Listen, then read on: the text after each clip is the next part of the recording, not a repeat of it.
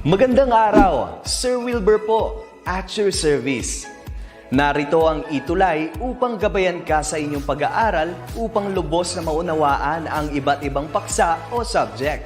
Ang ETUlay ay isang free online tutorial class na pinangungunahan ng ICT's Educational Technology Unit sa pamumuno ni Undersecretary Elaine Del P. Pascua.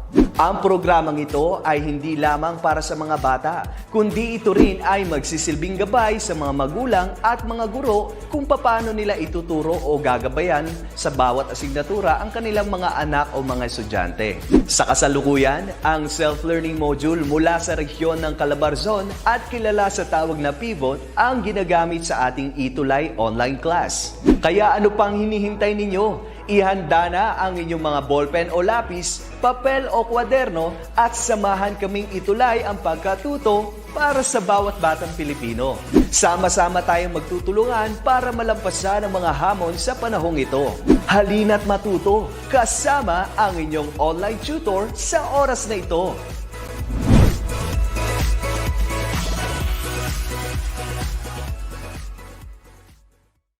Hello everyone, good afternoon. Again, I'm back. So, another subject for English. So, aside we have discussed already previous time we have our English 9, English 10, and I'm now in reading and writing skills for senior high school.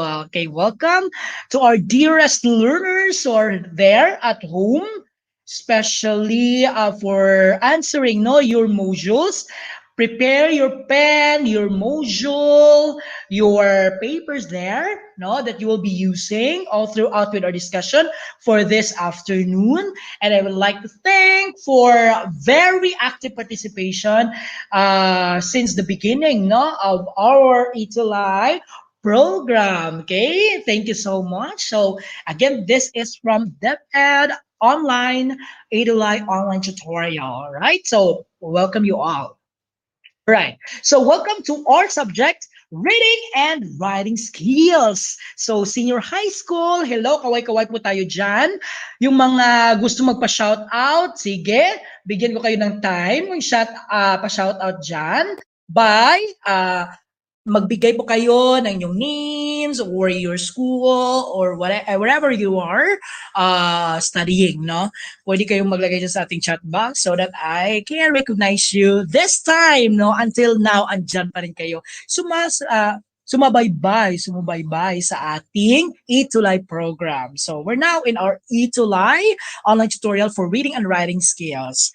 Week 2 for our quarter 4 critical reading as reasoning. So for your understanding on this, I do hope you were with me last time for our discussion about intertext and hypertext. All right. So thank you so much for that. And so on, I'm your teacher or tutor for this subject. Reading and writing skills. So, for this time, tutor jets until 5:20. Live po tayo sa ating DepEd Edtech Unit, DepEd Philippines, DepEd tayo, DepEd Edtech Unit ng ating YouTube at saka DepEd TV. Okay? Facebook at saka YouTube. Alright? So, in the service, in the service of the DepEd Department of Education, especially you all, my dearest learners. Okay, so answer tayo sa ating module kahit na iba ngayon ang ating panahon. Umuulan yun dito, so still we go through it, okay, whatever it is, because it's just like a challenge for us, okay, but still we should go forward. Okay, that's the essence of lingkod ng inyong mga kababayan, mga kababayan, mabigyan kayo ng tamang edukasyon at quality education. Okay, we discussed previous about the lesson 1 hypertext, and for lesson 2 intertext. Okay, so these were all discussed last time, di ba? Now, okay, Tab. Hi po, watching from Delphine Albano, Magsaysay State Alum Senior High School. Hello, kumusta po kayo dyan? Rodora Tab, and also we have Mars Montemayor Gutay. Hello. Maligayang bati po sa ating lahat. Magandang buhay. Okay, kung sa voice na po tayo, this is good morning. So good morning pa rin kahit na gumagabi na good morning. Good morning because every time and everywhere where you are, it's good morning. So just like in a business, you will say good morning because it just like attracting, okay, many things, no, in view with beautiful things in the world, okay, or anything that you will consider a perfect time for you, that you say something like about okay, San Jose Occidental Mindoro, all right. So as what I have said, we're using the module and the writers, no, coming from Negros Oriental. Okay, that's Negros Oriental. Okay, they were making, okay, the modules in order for us to provide you quality outputs and find you to give you the best of the worksheets and the modules um, from the time of its process, from its writing process until this we produce, you know, quality outputs to give you quality education. All right. So previous lessons, based on the previous lessons on week one, select now the best answer out of the choices given. Then you write your capital letter of the correct answer based on the question entails. So magbigay lang kayo ng capital letter out of this question. This is a sort of review. Okay. So that would be subjected, okay, later on. Okay. But before that, we will know about our target this afternoon. So, but before that, we'll know about the target. Then the targets are explain the importance of critical reading, differentiate reading, and critical reading, and find out different critical reading strategies. So those are our targets and our goals. Okay. All right. So this is now a question. Okay.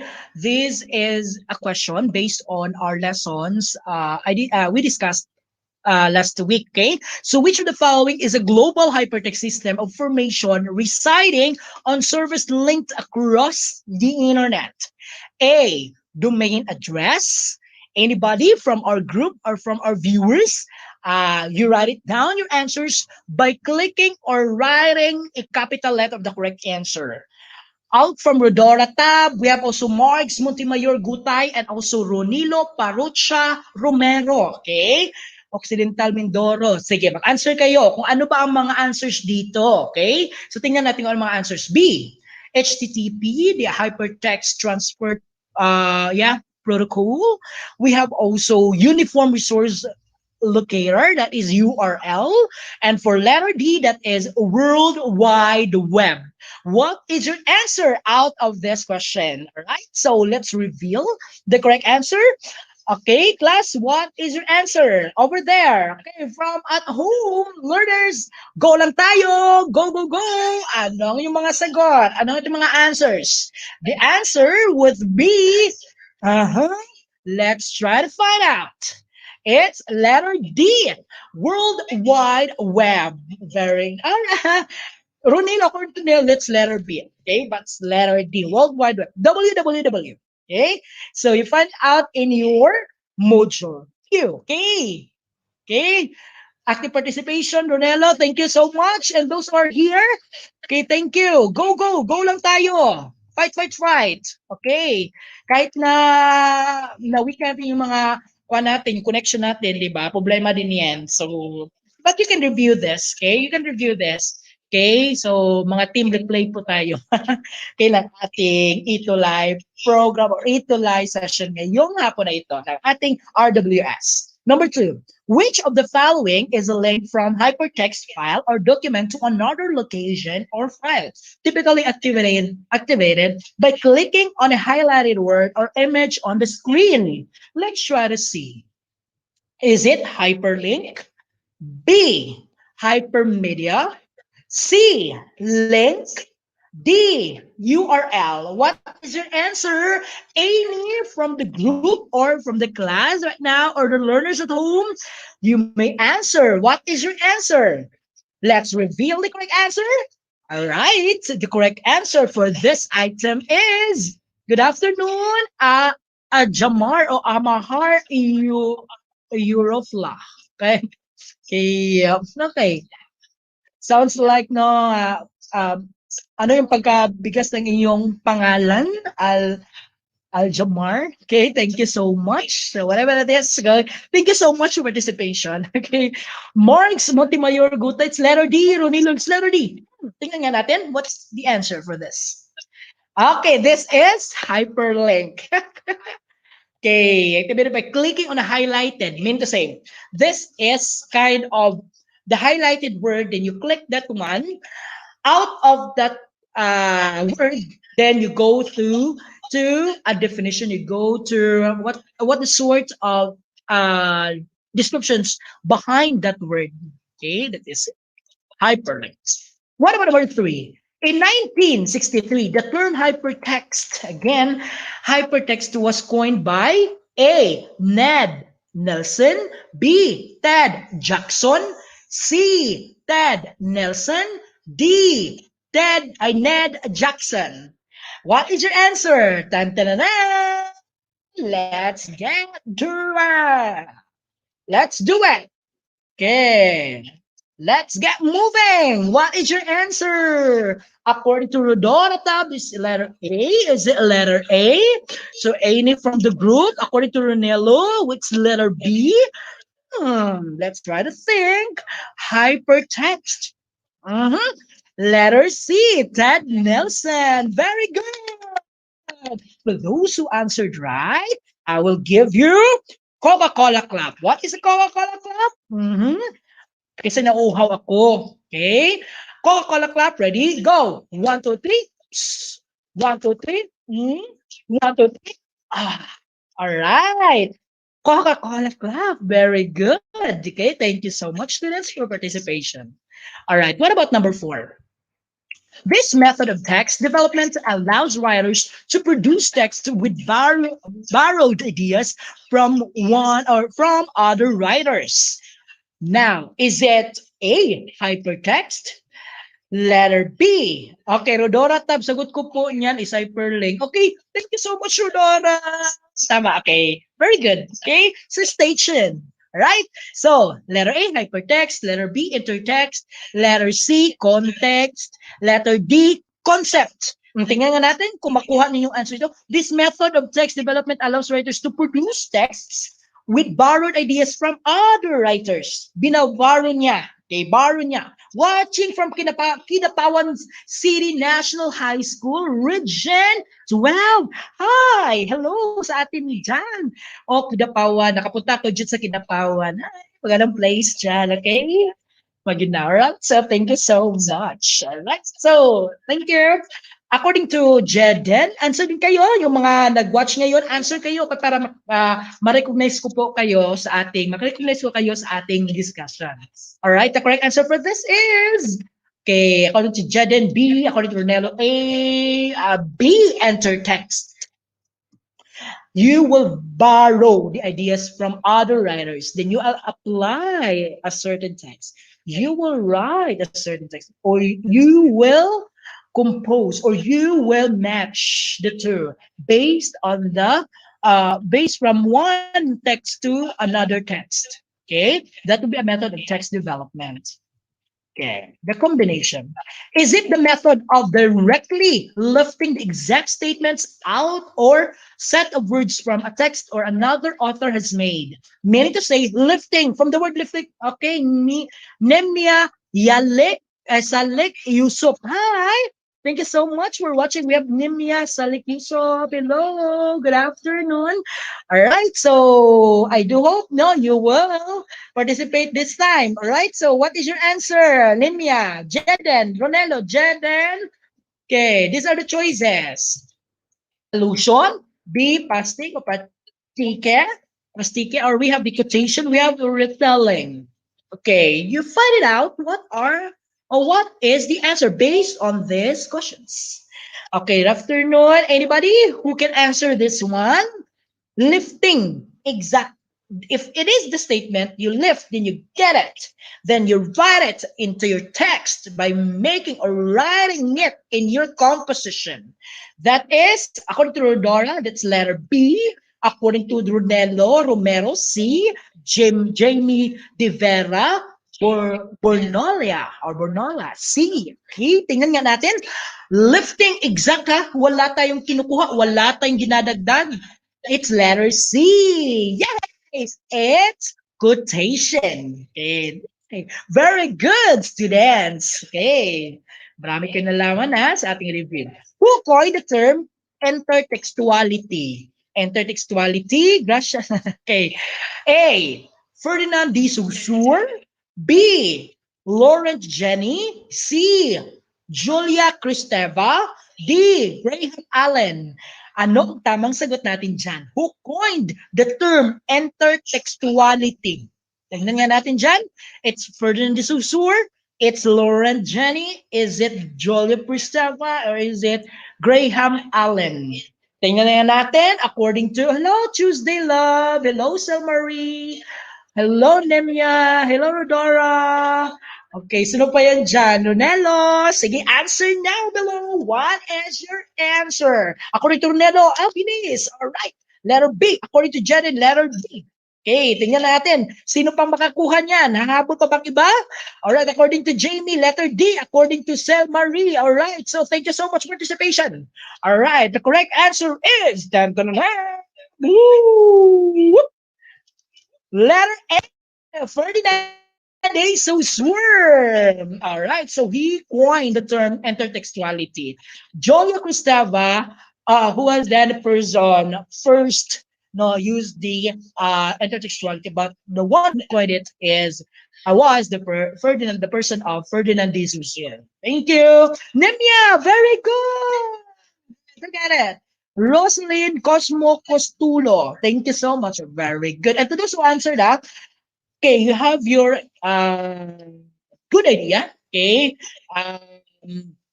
Yes. Let's have better understanding or better delving into the other part of this session. Okay. What I know. All right. So again, we still have activity. Okay. You write the capital letter of the correct answer. All about the okay, that will link our topic for today. So kanina is review lang yun, pero ngayon is linkage to our topic for today. Critical reading is not to criticize but to assess the validity of the text. This is very simple. Ronelo, Jadin, Sel Marie, Jamie, Roseline, Cosmo, Nemia, what are your answers? We have only A and B. Okay. Is it true or is it false? A or B? All right. So, are there any answers? According to Nemia, letter A. According to Rodora, true. Oh, true. Okay, A. A nga ang gusto niya. Next is, who else? Who else na mahabol pa sa ating hahabol pa sa ating discussion. All right. So, next is we have, okay, according to Jadin, B. According to Runello, A. All right. So, let's reveal. It's letter A. Very good. Next. It's true or false? Hypertext reading is more difficult than intertext reading. Is it true or false? Okay, according to Nimya, it's letter A. Mahirap bang pag hypertext reading or intertext reading? Saan mas mahirap dito? Okay, so let's have A or B. Okay, next, who else? Will hahabol pa sa ating, habol pa sa ating katanungan. Number 2. According to Ronelo, it's letter B. Tingnan natin, magkasulungat ang mga answers. All right, the correct answer for this is letter A. Okay, hypertext reading is more difficult than intertext reading. Very good. All right, for number 3, true or false? Your tone must be courteous when you are writing counterclaims. Is it A, true, or B, false? You write down your comments for your answers. All right, so any answers from the group? All right, so let's start. Let's reveal the correct answer. The correct answer for number 3 is letter A. This is true. Okay? What about another item? Interaction with the text is not necessary in evaluating judgment. Is it not necessary? Mhm. With the text necessary in evaluating judgment? Tingnan natin yung sagot. Is it true or is it false? Tingnan natin ang answer. It's letter B. Okay? This is necessary. Interaction is very necessary in evaluating judgment. What about number 5? Critical reading is meant to assess the validity of textual evidence and not to criticize. Again, critical reading is meant to assess the validity of textual evidence and not to criticize. Is it letter A, true, or letter B, false? Chat down below. Jot down yung answers para makita ko kung sino ba yung sumasagot tsaka sino po yung ating tamang sagot, nakatama ng sagot. Okay? Tingnan nga natin. Any from the group, the correct answer for number 5 is letter A. Is meant to assess the validity of textual evidence and not to criticize. Never to criticize. Okay, so hello. This is week 2, huh? Okay, we will be discussing explain critical reading as reasoning. Okay, so according to the definition, interaction with the text is very important. Why? Why? Because, okay, according to definition, that it will help us to evaluate and formulate judgment on how the text works. So dapat malaman natin kung paano ba ang text, ano bang function ng text, o ano ba ang purpose nito. Okay? So that's it for the definition. Hypertext reading is more difficult, right? No? Sinasabi nga kanina sa question, more difficult siya kaysa intertext. So tingnan nga natin the basis on this. Because of the information overload, as the reader needs to recognize the accuracy of the information presented and evaluate it. Oh, di ba? Kasi may mga possible na mga answers na pwede natin mapuntahan based on the hypertext hyperlink or hypertext na ating ginagamit. Okay, so the basis niyan, mas maganda or hindi kayo mahihirapan sa paggamit ng ating intertext, no? Aside sa ating ginagamit na hypertext. So kinakailangan nating you practice, no? You practice on how to do it, no? Na makakaya natin yung pang ating hypertext reading. Not only intertext but we try to practice it. Okay? More onto kahit nahirapan tayo but still kaya din natin yan. So next is what's new? Okay? So it's directions. Read the paragraph and answer the following questions on a separate sheet. Okay. All right. So this is now the activity. I will read to you the passage or the paragraph, then after which you will answer or respond kung anong hinihingi po ng ating sa module. Okay? So Eastern Samar is an underdeveloped place and is one of the most disaster-prone places in the Philippines. Because of poverty, residents are forced to live in a high-risk places, which makes them prone to disasters. Okay, that is Eastern Samar, okay? Disasters in Eastern Samar affect a large number of people by destroying their houses, farmlands, livelihoods, and other personal assets. Now, what is the weakness in the argument that the writer makes to support the conclusion about the relationship of poverty to disaster? Ano ba ang weakness ng argument na ginagamit ng writer to support the conclusion about the relationship of poverty to disaster? Anong weakness dyan? So tingnan natin, okay? Is it the writer fails to consider the role of poverty in causing disasters? It's letter B. The writer concludes that the situation in Eastern Samar will generalize to all underdeveloped places. C. The writer fails to consider the role of disaster play in causing poverty. Or letter D. The writer fails to explain how people are affected by a disaster. Okay, let's reveal now. It would be okay. It could be letter B. That the writer concludes the situation is Eastern summer will generalize to all underdeveloped places. So na-generalize niya. So that was B. So what is it? So critical reading is engaging in analytic activity, which involves the reader by asking questions about the text and the author's claims. As what I have said, critical reading is very essential when it comes to analytic activity, okay, for all the questions, and to asking questions about the text and the author's claim. Okay.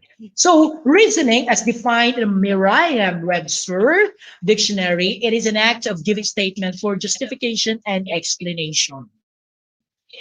All right. So, remember the critical reading is not meant to criticize. As what I have said, class, as what I have said to you, na-clarify natin, remember that critical reading is not meant to criticize, okay? But to assess the validity of textual evidence. Okay? Textual evidence. Okay, we're now in steps used in critical reading as reasoning by Maxine Rafaela C. Rodriguez and Marella Perez A. Tionson. Okay, these are the steps. Number one, okay, take note, class, ha?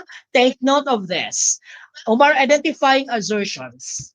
Two, number one is, see, identify muna natin. Identify by a common type of assertion such as fact, convention, opinion, and preference. That is identifying assertions. Next, number two, formulating a counterclaim.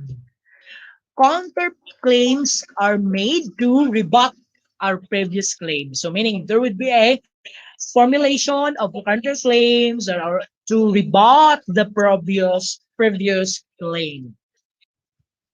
That is counterclaim.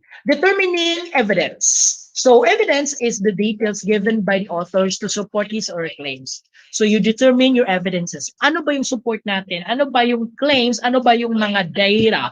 Ano ba yung mga information that are timely and relevant to your topic or to your concept or to the issue?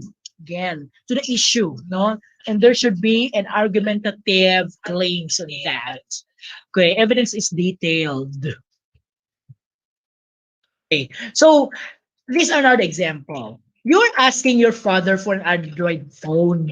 That is your claim. Now, then your father answers you, I am sorry, but I couldn't. This is his counterclaim. Again, remember, you're asking your father of an Android phone. That is your claim. Now, then your father answers or replied you, I am sorry, but you couldn't. And this is his counterclaim. Bale, gusto mo siya, pero ng father, but you couldn't. I am sorry, but you couldn't. You couldn't have this one.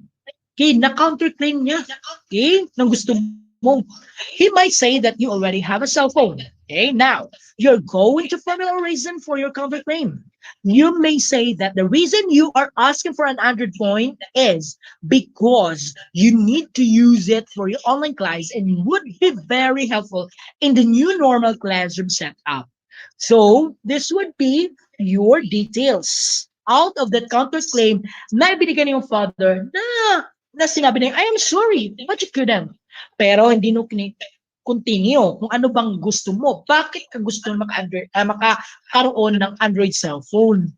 Okay?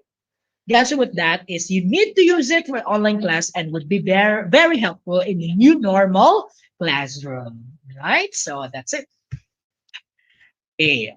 When you write your counterclaim, you are expressing an unfavorable statement. So meaning to say, hindi magkatugma. There would be a disagreement of the claim that is given first. Okay, therefore, it is needed that you use hedges. And these words are phrases that give a courteous tone. Okay. Hedges are very what we call this one? Vital. Important. Because without these hedges, no, There will be ambiguous, okay, of the second claim or support of your evidences. But you have this kind of hedges because by expressing your example is expressing unfavorable statements, then use this hedges because this is in courteous tone, no, that you can give. Different forms of hedges. These are the following models. The examples are we have models may, could, would, should, might, certain, must, etc. Frequency adverbs, usually, generally, commonly. So remember this one, you remember all the hedges. Okay, remember, familiarize all those. Models may, could, would, should, might, certain, must, etc. But for frequency adverbs, these are the following: usually, generally, commonly. What about probability adverbs? Probably, possibly, presumably. Probably. Even though probably, probability, possibly, presumably. The frequency is paano or gaano siya, no, kadalas. Usually, it would be generally, it should be commonly, okay? So modals, frequency adverbs, and probability adverbs. All right, so let's proceed now. Example, the common cold is caused by a virus. Now, let's apply with the hedges. Okay. The common cold is caused by a virus. With hedges, let's start. The common cold must be caused by a virus. Is it model, di ba? Okay. This is a model. Okay. Now, let's proceed. The common virus is certain to because to be not okay. The common virus is certain to be caused by a virus. So there would be hedges. Okay. And because of this hedges, no, we can express our things smoothly. And there is now, according to the definition, this is a courteous this has a courteous tone. Right? So let's now proceed. Okay, what's more? Okay, this is for week two. No, what's more for quarter four? Direction. Read the passage carefully and fine claim the evidence, the reasoning in the passage, and write an answer on a separate sheet of paper. Okay, I will read to you the passage. This is the passage. Crescentian TVL senior high school graduates are capable of joining the workforce and be globally competitive skilled workers since passing the National Competency 2 examination as the result of the in-depth training that they had developed while in school. Crescentian TVL instructors are highly skilled in their field of specialization. They are NC3 4 holders and have years of experience in the industry before joining the academy. Many of the skilled graduates are now hired by different corporations, and some of them continue. Okay, some of them continue to their college education in connection with their chosen strand. That is the text. Now, the task is you give your claim, you give your evidence, you give your reasoning. Now, we understood about the claim, right? Okay. What is our evidence? Okay, you give your evidence. What is our reasoning? Okay, out of the evidence. Let's try to check. All right. Blue is your claim. Red is the evidence. And green is for reasoning. Let's try to look. This would be your claim. Crescentian TVL senior high school graduates are capable to join the workforce. This is your claim. What about your evidence? Bakit masabi nating the graduates are capable to join the workforce? Okay, these are your evidence. Pag sinasabi nating evidences, these are all supporting details, right? These are supporting details. Through is in-depth training that they had developed in school after they passed National Competency 2 examination, Crescentian TVL instructors are highly skilled in their field of specialization. They are NC3 and 4 holders and have their years of experience in industry before joining the academe. So that would be your evidences. But for our reasoning, okay, let's try to check. That's in green. In addition, many of the skilled graduates are now hired by different corporations, and some of them continued their college education in connection with their chosen strand. And that would be your reasoning. See, in one context, in one text, no, we could say that there are in the places of a claim, evidences, and reasoning. So you can now develop, no, enhancing your skills in reading, in selecting, evaluating, synthesizing a text, or you can write, no, you can write any passages that displays this kind of uh, the features, no. You have your claim, your evidence, and you have your, okay, what I have learned. Okay. Get your reflection journal, kung ano ba naintindihan natin sa ating klase, sa ating session na ito. Okay, and out from that question, and out from that reflection, okay, yes, you have your impactful explanation, okay, from your life that is relevant to your life as well. Okay, then use your guide, use this guide as your format. Okay, just for a while, all right? Okay, so this would be, okay, so what are your takeaways from the lesson? Okay, what are your takeaways? Ano ba natutunan natin in the lesson? Okay, then how will I apply this takeaways from the lesson in everyday life? Ano ba naintindihan natin dyan? Okay, all right, so tingnan natin kung ano ba yung mga natutunan natin, di ba?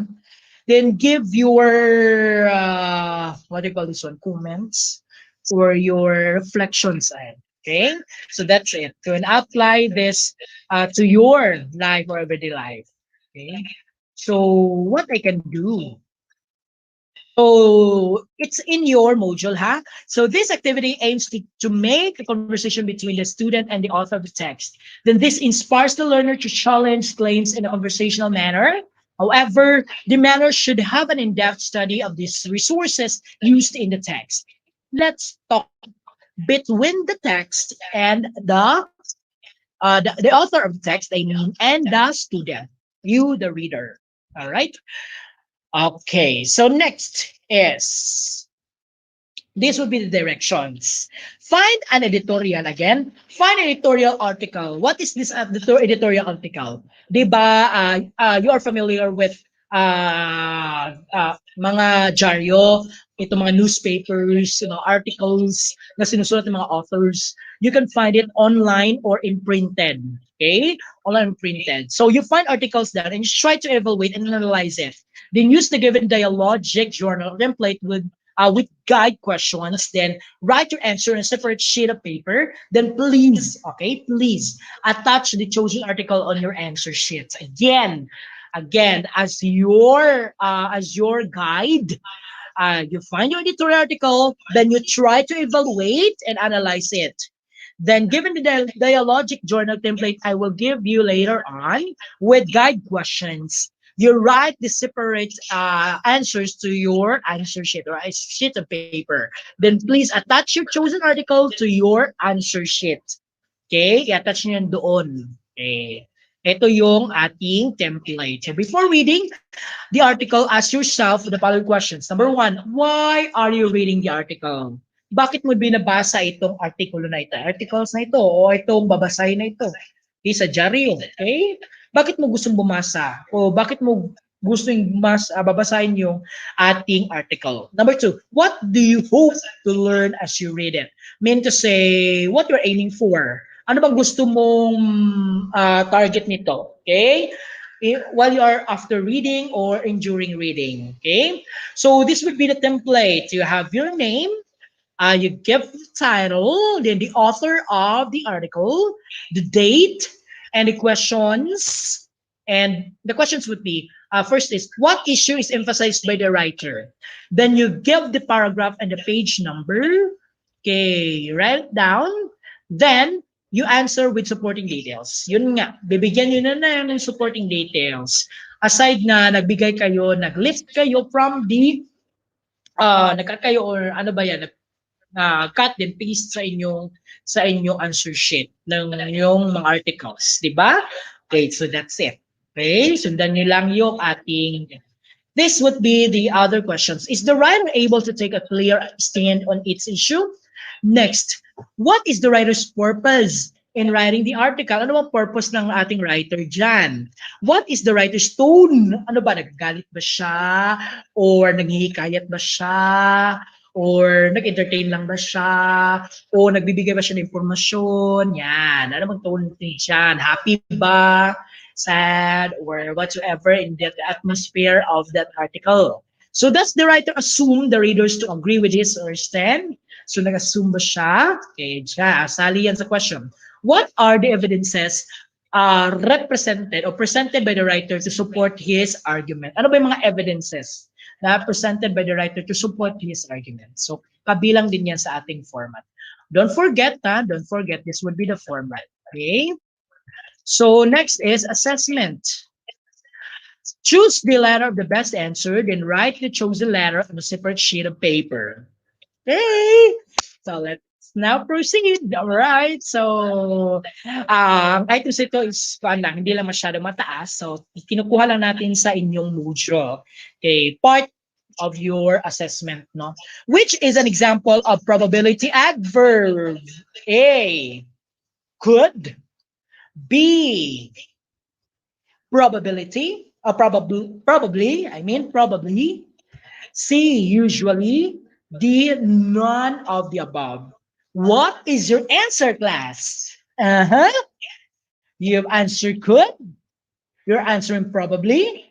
The correct answer for this is, let's try to check. Letter B, probably, since this is probability adverb. Okay, next is fact, convention, opinion, and preference are common types of assertion used in A, identifying assertion. Explain ko ito kanina. B, counterclaim. C, determining evidences. D, none of the above. Let's try to check. What is your answer? The correct answer is, all right, it's letter A, identifying assertion. Okay, next is determining evidences is, okay, A, asserting facts to support claims. B, rebutting a previous claim. C, to details the given support survey. D, showing courteous. Ready? Go! What is your answer? The correct answer is, I do hope you have the same answer with me. Letter C, to details the given support survey. Okay. Are used to be courteous in expressing A, evidence, B, assertions, C, counterclaims, D, critical reading. What is your answer? Anybody who can answer this? I do hope you have the same answer with me. The correct answer is, letter C, counterclaims. Number 5, I think it's the last number, okay? So, critical reading is not to criticize, but to assess the validity of the text. What is your answer? What is your answer? Okay, anybody, viewers? To our participants right now, hanggang ngayon, nakikinig pa kayo at na you're watching no, in our discussion for reading and writing skills, especially for the senior high school. Is it true or false? All right, binalik ko na ito kanina. So, I think the correct answer is, I know that you've known already the answer. The correct answer is, it's letter A, true. Okay, so that's it. For additional activities, all right, we're done with our assessment. So let's give ourselves a dynamite clap, everyone. Yahoo! Okay, 1, 2, 3. 1, 2, 3, boom! All right. So I do hope no you're following with me, and I do hope you learned many things about our topic for today. Okay, so that is for critical reading as reasoning. But for your additional activities, don't forget to answer. Okay, these are your tasks. Okay, write a paragraph on any topic of interest to you.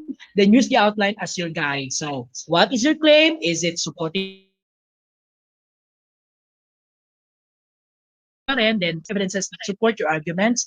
And number three is write a short counterclaim or counter argument to the claim. Okay, so that's the format. Follow the format ha, class, all right?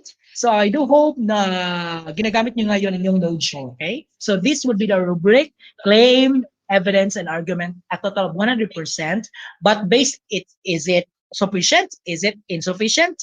And your score. Okay, out of 60%, out of 30% of evidence, out of 60% of claim, out of 10% argument, then is it sufficient or is it insufficient? Then score. Okay, so this is how you evaluate.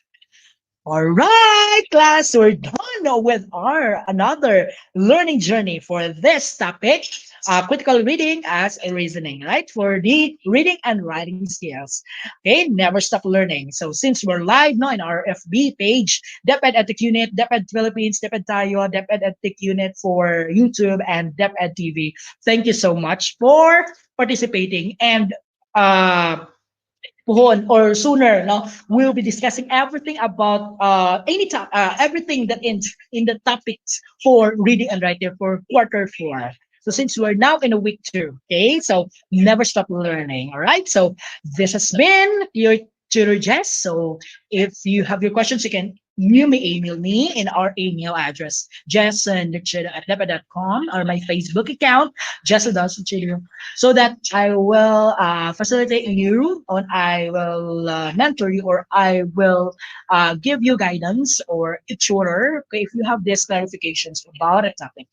So thank you so much. This has been your tutor Jess, okay, for this subject, reading and writing skills. No? Then see you in the next episode. And don't forget, for the next subject, tutor Jameline for for creative nonfiction. Okay, up next for this session. Okay, so see you in the next episode. No? Only here at ETUlay Program Philippines.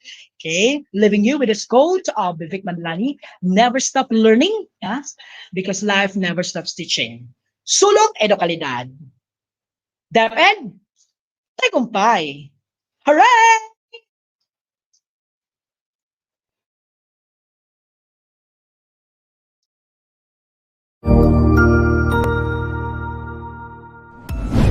Sigurado ako na marami ka na namang natutuhan sa ating ETUlay tutorial session ngayong araw. Tandaan, ito ay hindi lamang para sa ating mga mag-aaral, kundi pati rin sa ating mga minamahal na guro at mga magulang na kaagapay natin para maituloy ang pagkatuto sa kabila ng nararanasang pandemya. Patuloy ding sumubaybay sa DepEd TV para sa mga araling ginawang video episodes. Mapapanood ito mula Lunes hanggang Sabado, alas 7 ng umaga hanggang alas 7 ng gabi sa inyong mga telebisyon. Abangan bukas mula 1:00 ng tanghali ang iba pang aralin sa ating ETUlay free online tutorial session sa Filipino. I-like and subscribe at manatiling nakasubaybay sa ating ETUlay tutorial session sa DepEd Edtech Unit FB page at Educational Technology Unit channel sa YouTube at sa DepEd Tayo at DepEd Philippines social media accounts. Paalam!